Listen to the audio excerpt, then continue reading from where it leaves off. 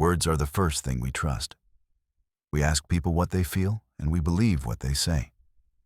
But Carl Jung warned us of something unsettling. Words are not windows into the soul. They are masks. Think about it. Every day people speak to hide, not to reveal.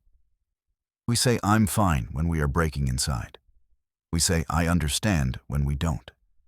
We say, "I love you," when maybe. We're afraid of being alone. Words deceive, not always by malice, sometimes by habit, sometimes by fear. They are polished surfaces, rehearsed performances, echoes of what society expects us to say. And yet, behind those words, the heart speaks in a different language. A language of pauses, of tone, of the eyes that hesitate, of the silence that grows too heavy.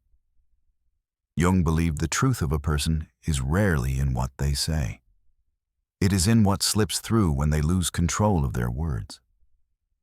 It is in the contradiction between the voice and the eyes, between the laughter and the sadness it tries to bury. This is the paradox. The closer we listen to words, the further we drift from the heart. But when we learn to listen to the silence beneath them, we begin to see who a person truly is. So let me ask you, when someone speaks to you, do you hear their words? Or do you hear the heart they could never put into words? What if the real truth of a person is never in their words, but in the silence beneath them? Think about the last conversation you had.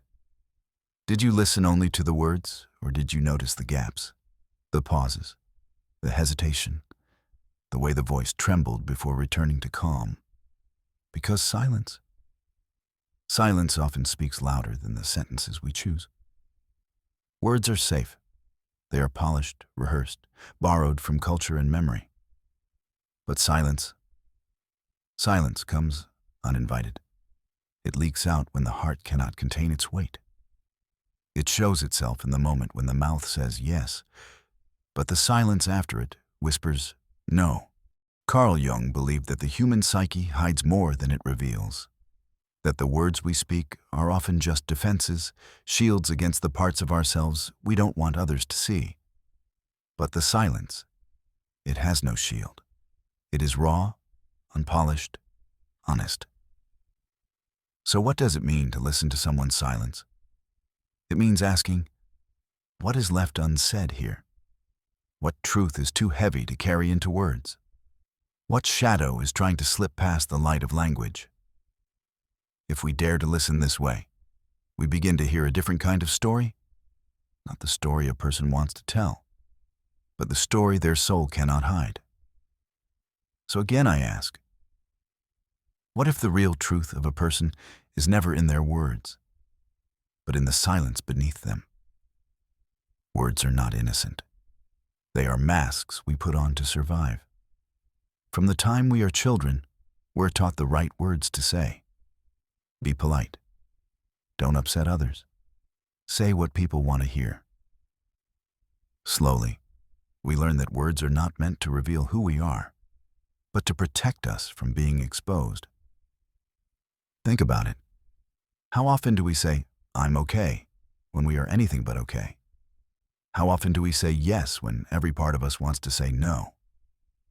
Society rewards us for these masks. At work, in relationships, even with friends. We hide behind coded phrases, empty compliments, scripted conversations. Carl Jung believed this is why words can never be trusted fully. They are shaped by fear, by culture, by expectation. They are performances, rehearsed lines on the stage of daily life. And yet, we keep listening to them as if they were truth.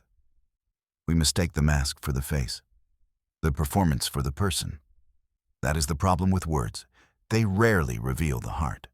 More often, they protect it. And unless we learn to see beyond them, we will never know the person behind the mask. Carl Jung once suggested something unsettling. Language is not a mirror of the mind. It is a veil, a thin cover stretched across the depths of the unconscious, hiding more than it ever reveals. When we listen to someone's words, we imagine we are touching their truth. But in reality, we are only brushing the surface, the polished layer they allow us to see. Think of how easily words betray us. A person says, "I forgive you," while their eyes burn with resentment. They say, "I'm happy," while their voice trembles with exhaustion. On the surface, the words are clear, but underneath, the unconscious leaks out in ways the speaker doesn't control. Jung believed this is why surface communication is unreliable. It is not that people are always lying. It is that words are too shallow to carry the weight of the human soul. They are symbols, improvised masks, a fragile bridge between the chaos inside and the order we pretend to show outside. The unconscious, however, does not speak in plain sentences. It speaks in slips of the tongue, in sudden laughter, in the quiet sigh after saying, "I'm fine." It speaks through dreams, through archetypes, through contradictions that words cannot hide. So when we take language at face value, we mistake the veil for the face itself. We accept the shadow on the surface, while the real figure, the unconscious truth, remains unseen. Jung's warning was simple but radical. If you want to know a person, do not cling too tightly to their words. They are only fragments of the whole, a thin cover protecting something deeper, stranger, and far more real. Carl Jung believed that the truth of a person does not live in what they say. It lives deeper, in the unconscious, the hidden world beneath awareness.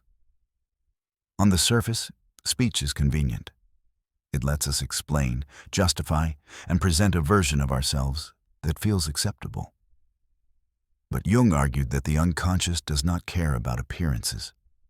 It carries the raw material of who we are, our fears, our desires, our wounds, and our unspoken longings.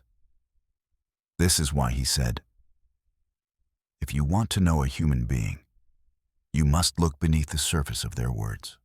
The unconscious speaks in symbols. It shows itself in recurring dreams, in slips of the tongue, in the strange images that appear when the mind wanders. It is the place where forgotten memories and hidden truths live, shaping us silently, while our speech tries to keep control. To Jung, the unconscious was not a weakness or an enemy. It was the soul's foundation, the deeper truth that words could only hint at. When someone speaks, their words may try to tell you one story, but their unconscious is always whispering another. And if you listen carefully, not to the sentences, but to the pauses, the tone, the contradictions, you begin to hear that hidden story. This is why Jung insisted that real understanding comes from looking beyond speech. Because words are thin, but the unconscious is vast. Words can deceive, but the soul beneath them cannot. To read a person, then, is not to chase their speech. It is to sense the deeper life that gives those words their shadow. It is to listen, not with the ears alone, but with the intuition that notices what lies unspoken. In Jung's view, the unconscious is the true biography of a human being. The words may change, but the soul remains constant, and that is where the truth waits. There is always a gap between what we say and what we truly mean. On the surface, words sound clear. They give the impression of certainty, of control. But Carl Jung warned us that speech is rarely the whole story. A person may say, "I want success," but what they truly long for is love. They may say, "I'm afraid of failure," but the deeper truth is that they are afraid of being unseen. Words simplify the complexity of the soul, reducing it into neat phrases. But the human psyche does not speak in neat phrases. It speaks in symbols. Dreams are the most obvious example. In a dream, you don't see fear written on a page. You see yourself falling into an endless pit. You don't see desire as a sentence. You see a locked door you desperately want to open. The psyche does not explain itself literally. It hides meaning inside images, patterns, and metaphors. And this doesn't happen only in dreams. It happens in daily life. When someone laughs too loudly at something not funny, when someone avoids a subject they claim doesn't bother them, when someone's eyes tell a story their words never admit. These are symbols too. The soul speaks through them. Jung believed that if we take words literally, we miss the real message. Because the unconscious does not speak the language of surface communication. It speaks through symbols that point toward what cannot be said directly. So the question is not simply, what did they say? The real question is, what does their speech symbolize? What is the deeper meaning hiding beneath the literal? In Jung's view, only by looking beyond the words, into the symbols and contradictions they carry, can we begin to see the truth that speech alone cannot hold. The human heart is never fully silent. Even when words try to hide the truth, emotions find a way to escape. Carl Jung believed that the unconscious always leaks through the cracks. You can hear it in the tone of someone's voice, the sharpness that cuts through a calm reply, the tremble that betrays hidden fear. You can see it in the pauses, in the hesitation before an answer, when the silence says more than the sentence that follows. Gestures tell their own story, a forced smile that doesn't reach the eyes, hands that fidget while claiming confidence, a body leaning away while the mouth says, "I trust you." These contradictions are not accidents. They are signals of the unspoken. Jung's insight was that truth rarely hides in words. It hides in the gaps between them, in the mismatches between what is said and what is shown. The psyche cannot keep its secrets perfectly. It reveals itself in fragments, a glance, a pause, a sigh. And if you pay attention to these signs, you begin to hear the language beneath the language, a language that does not lie. Carl Jung believed that if you want to know the truth of a person, you must listen to their feelings, not their phrasing. Because words can be polished, they can be rehearsed, shaped to sound convincing. But feelings slip through. They cannot be fully controlled. Think about the contradictions you've seen. Someone says, "I'm not angry," while their voice shakes with rage. They say, "I'm happy for you," while their smile looks strained and their eyes avoid yours. They promise, "I'll change," while their actions repeat the same old patterns. Jung's insight was simple. The heart reveals itself in the clash between words and actions.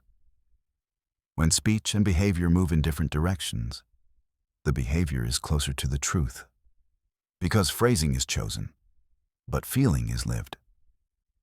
This is why he urged us to look past what people say, and instead sense the emotional current running underneath. Tone, energy, movement. These are the places where the hidden heart speaks. Words are fragile masks, but when they break against the weight of emotion, the truth finally slips out. Carl Jung believed that real listening means more than hearing words. It means listening with what he called the inner ear, an attention that goes beyond the literal, into the hidden language of the psyche. Words are only the surface, but beneath them, people reveal themselves through symbols, slips, and patterns. A dream described casually, a phrase repeated without notice, a mistake in speech that feels accidental. All of these are clues from the unconscious. Jung taught that archetypes, the timeless images of hero, shadow, mother, trickster, appear again and again in the way we tell our stories. Even when we don't realize it, our words carry these patterns, hinting at the deeper structures shaping our lives. To listen with the inner ear is to train yourself to notice these things. Not just what someone says, but how they say it and what symbols keep returning when they speak. It is to sense the rhythm of their story, the unspoken themes behind their phrases. Jung's method asks us to hear the human soul as a layered text. The surface may be ordinary conversation, but underneath it, the unconscious is always speaking. In symbols, in slips, in patterns too persistent to ignore. Carl Jung believed that the truth of a person is rarely found in what they say directly.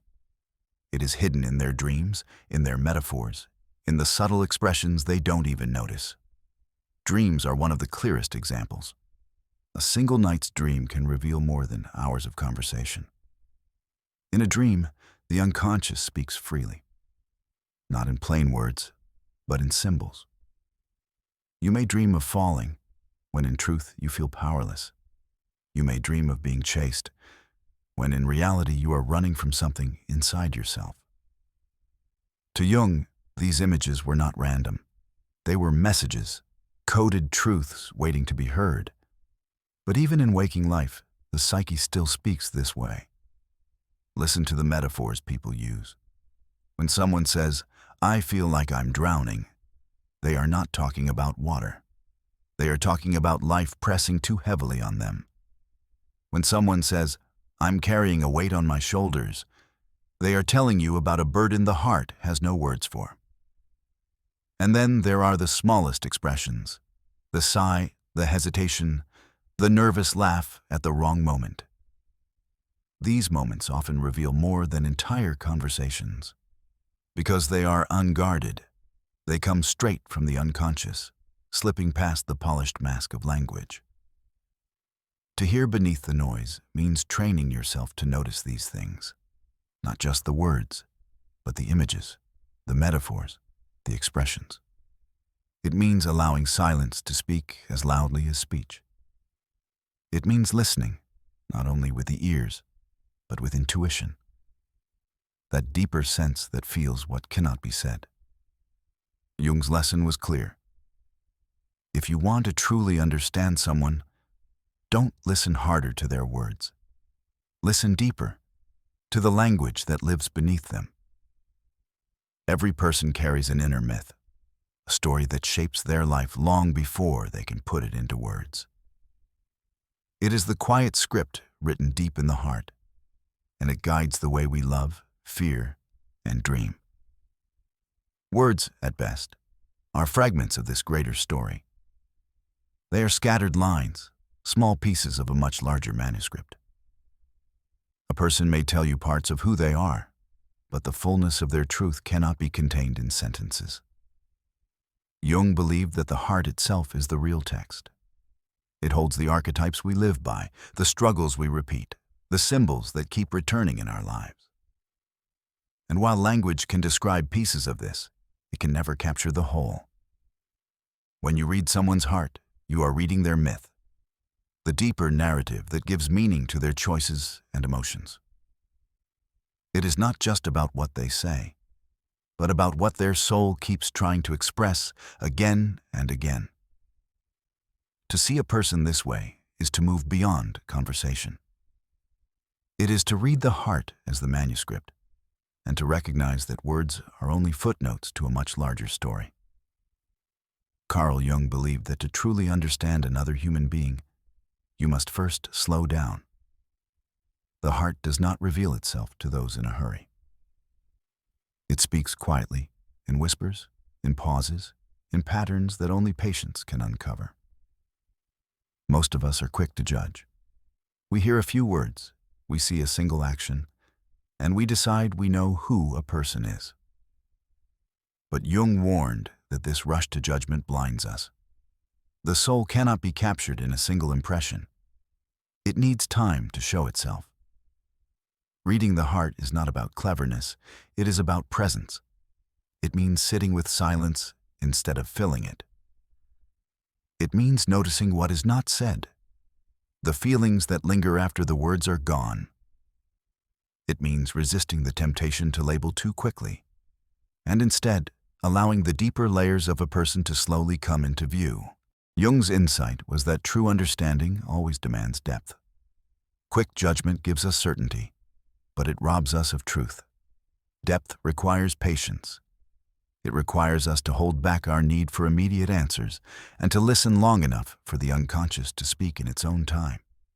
When we give that kind of attention, people reveal more than they ever could through words alone. The guarded self relaxes, The silence grows honest, and slowly, the heart begins to write its story in front of us. To read the heart, then, is not to rush. It is to wait, to listen, to give the soul the patience it needs to finally be seen. In modern life, polite words are everywhere. We hear "I'm fine" in offices, at family dinners, even among friends. But often, those words are just armor. Jung's method reminds us to listen beyond the politeness. When someone says, "No problem," but their tone is flat and their shoulders sink, the words are empty. The feeling tells the real story. When a colleague says, "It's okay, I'll handle it," while their jaw tightens, you are not hearing agreement. You are hearing quiet resentment. Society trains us to cover discomfort with smooth phrases, but the unconscious still leaks out through body language, pauses, and tone. If we learn to notice these contradictions, we begin to see people not as they want to appear, but as they actually feel.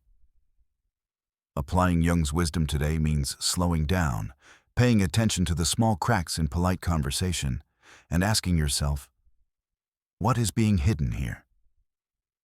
Because the truth is rarely in the sentence itself. It is in the emotion, struggling to break through it. Carl Jung believed that if we learn to see beyond words, we can begin to recognize the hidden fears and desires that people carry. And when we recognize them, something powerful happens. We build real empathy. Most of the time, conversations are filled with noise. People speak quickly, repeat cliches, and hide behind polite phrases. It is easy to take everything at face value and move on. But if you pause, if you listen carefully, you notice the cracks. The way someone lowers their eyes when they say, "I'm happy." The way a smile fades too quickly after saying, "I don't care." These are not just accidents. They are signals of unspoken emotions. When you begin to see these signals, you stop reacting only to words. You start responding to the heart behind them. Someone's anger might not be anger at all. It might be fear of being abandoned. Someone's silence might not mean indifference. It might mean a longing they cannot put into speech. This is empathy at its deepest, not simply hearing what is said, but sensing what is truly felt. And in a world drowning in words, advertisements, arguments, endless noise, becoming someone who perceives truth beneath that noise is rare. It means you are no longer fooled by the masks people wear. You become the kind of person who notices the unspoken story in others. And in doing so, you give them something they rarely receive: understanding without judgment. Jung's lesson was that true empathy is not built on listening harder to words, but on listening deeper to the human heart. And in a noisy world, that depth is what makes connection real. We began with a paradox.